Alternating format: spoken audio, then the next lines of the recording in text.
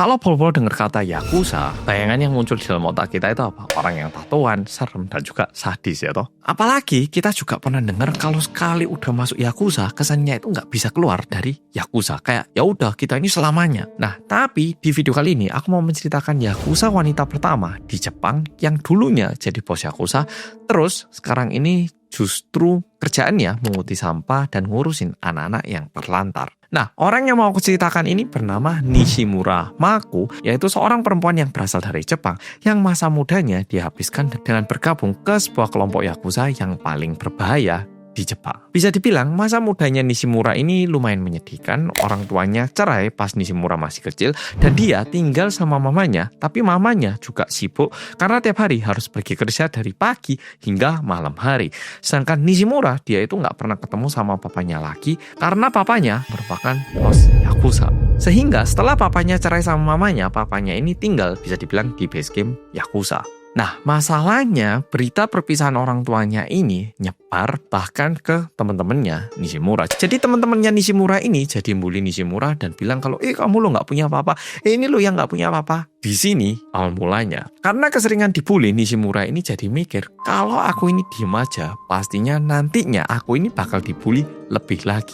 Sehingga Nishimura ini memutuskan untuk melawan. Mau itu cowok, mau itu cewek, itu dilawan sekeras mungkin. Jadi tangguh banget, karakternya itu tangguh banget. Berjalannya waktu, Nishimura ini jadi lebih disegani. Bahkan saking diseganinya, dia ini juga punya kayak tangan kanan ataupun bawahannya yang bisa dia suruh-suruh. Dan karena di masa kecilnya Nishimura itu kayak gini, nantinya secara sangat alami ataupun secara sangat natural, dia ini memutuskan untuk mengikuti jejak kehidupan ayahnya, yaitu dengan cara masuk ke dalam kelompok Yakuza. Sehingga Nishimura pun mulai menato badannya, bisa dibilang kayak full body gitu.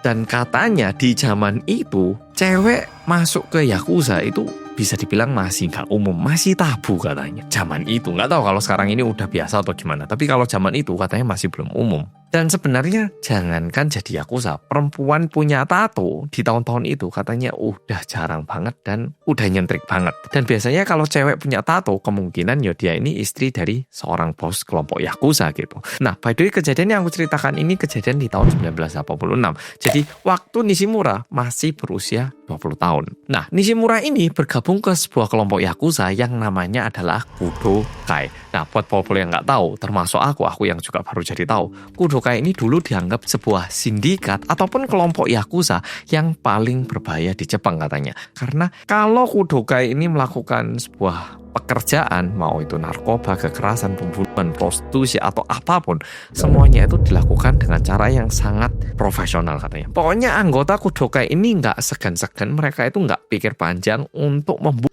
seseorang. Jadi kalau ada misi dan ini harus diselesaikan, apapun itu halangannya ditebas untuk menyelesaikan misinya. Dan yang menarik, setelah Nishimura gabung ke kelompok ini, orang-orang yang ada di jabatan tinggi di kelompok itu juga melihat Nishimura sebagai seseorang yang bisa melakukan tugas dengan baik. Sehingga tidak lama setelah ikutan di kelompok itu, Nishimura pun jadi salah satu petinggi di Kudokai. Nah, masalahnya suatu hari anak buahnya Nishimura ini melakukan sebuah kesalahan dan ini harus ditanggung sama Nishimura. Dan seperti yang kita tahu, kalau di Yakuza melakukan sebuah kesalahan ada hukumannya. Dan sebenarnya karena anak buahnya ini melakukan sebuah kesalahan yang lumayan fatal, hukumannya itu bisa sampai dibunuh gitu. Tapi karena Nishimura ini orangnya nggak tegan, jadi hukumannya itu diringankan menjadi cuman memotong jarinya. Yo, ini udah diringankan dari mengambil nyawa diganti menjadi mengambil jari. Dan yang agak menyeramkan, Nishimura itu nggak cuman motong jari anak buahnya, tapi dirinya sendiri sebagai bukti ataupun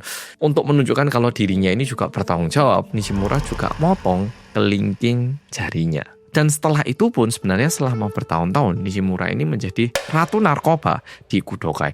Nggak cuma jadi ratu narkoba, tapi Nishimura juga mengelola bisnis prostitusi dengan memilih cewek-cewek cantik dan juga memastikan mereka ini nggak kabur dan mereka bisa menjual perempuan ini. Jadi benar-benar melakukan hal yang sangat besar untuk mengembangkan bisnisnya si Yakuza ini. Dan bahkan di saat Nishimura nantinya hamil karena dia punya pacar gitu, dia ini tetap melakukan semua kejahatan yang dia lakukan seperti halnya dia nggak hamil gitu. Dari masa muda sampai hamil, Nishimura ini tetap melakukan semua tugasnya dengan cara yang sangat kejam dan juga bisa dibilang sangat menyeramkan. Nah, makanya Nishimura ini bisa dibilang disegani sama orang-orang Yakuza. Nah, tapi saat anaknya berusia 3 bulan, Nishimura ini tiba-tiba mulai mikir, "Lah, anakku ini loh, anak laki-laki.